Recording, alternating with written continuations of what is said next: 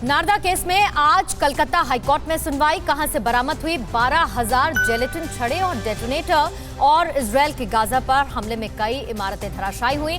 देश विदेश की खबरों के लिए देखिए टॉप 9 देश विदेश।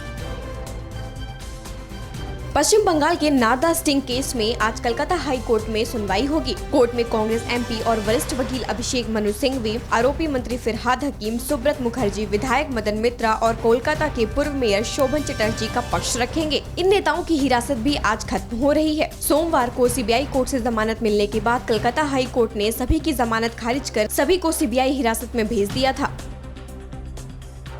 राजस्थान में लंबे समय से पार्टी से नाराज चल रहे सचिन पायलट खेमे से जुड़े पूर्व मंत्री हेमाराम चौधरी ने विधायक पद से इस्तीफा दे दिया है। चौधरी लंबे समय से पार्टी से नाराज चल रहे थे। हेमाराम चौधरी के इस्तीफे की खबर से प्रदेश की राजनीति का सियासी पारा एकाएक गर्मा गया है।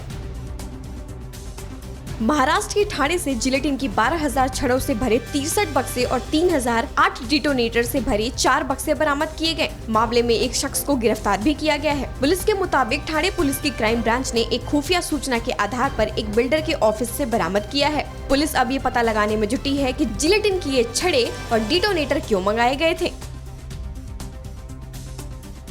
दिल्ली की रोहिणी कोर्ट ने छत्रसाल स्टेडियम में जूनियर पहलवान सागर की हत्या मामले में आरोपी ओलंपिक पहलवान सुशील कुमार की अग्रिम जमानत याचिका खारिज कर दी है। फरार चल रहे ओलंपिक मेडलिस्ट पहलवान सुशील कुमार पर दिल्ली पुलिस ने 1 लाख रुपए का इनाम भी रखा है। इसके साथ ही उनके पीए अजय की सूचना देने पर भी 50,000 रुपए का इनाम है।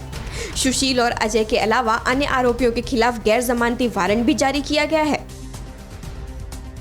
हिमाचल प्रदेश के शिमला के कोटखाई गांव में बच्चों को पढ़ाई के लिए काफी मशक्कत करनी पड़ रही है। यहाँ बच्चे पहाड़ की चोटी पर जाकर पढ़ाई करते हैं। मोबाइल नेटवर्क नहीं मिलने से ऑनलाइन कक्षाओं के लिए बच्चे पहाड़ी पर जाने को मजबूर हैं। ऐसे में सरकारी दावों की पोल खुल रही है। बीएसएफ ने मंगलवार देर रात जम्मू कश्मीर के सांबा सेक्टर में घुसपैठ की कोशिश को नाकाम कर दिया। इस दौरान पाकिस्तान की तरफ से आ रहे एक घुसपैठिए को गिरफ्तार कर लिया गया। उसे घायल हालत में इलाज के लिए अस्पताल में भर्ती करवाया गया। गिरफ्तार किए गए पाकिस्तानी शख्स का बयान इलाज के बाद ही लिया जा सकेगा। इजरायल का गाजा पर हवाई हमला जारी है। इजरायल के ताजा हमले से कई इमारतों को धराशायी कर दिया गया है। इस बार की एजुकेशन सेंटर भी इजरायल के बमों का निशाना बने। वहीं हवाई हमले में गाजा की एकमात्र कोरोना टेस्टिंग लैब तबाह हो गई, जिससे लैब में काम बंद हो गया है। इससे कोरोना के खिलाफ फिलिस्तीनी की लड़ाई कमजोर हो गई है। गाजा में हो रहे हमलों को लेकर तुर्की ने अमेरिका और ऑस्ट्रिया के खिलाफ हमला बोला है। तुर्की के राष्ट्रपति एर्दोआन ने कहा है कि अमेरिकी राष्ट्रपति जो बाइडेन के हाथ खून से सने हैं। एर्दोआन ने अपनी सरकार की कैबिनेट बैठक के दौरान बाइडेन पर जमकर निशाना साधा और इजरायल को हथियार बेचने को लेकर अमेरिका की आलोचना की।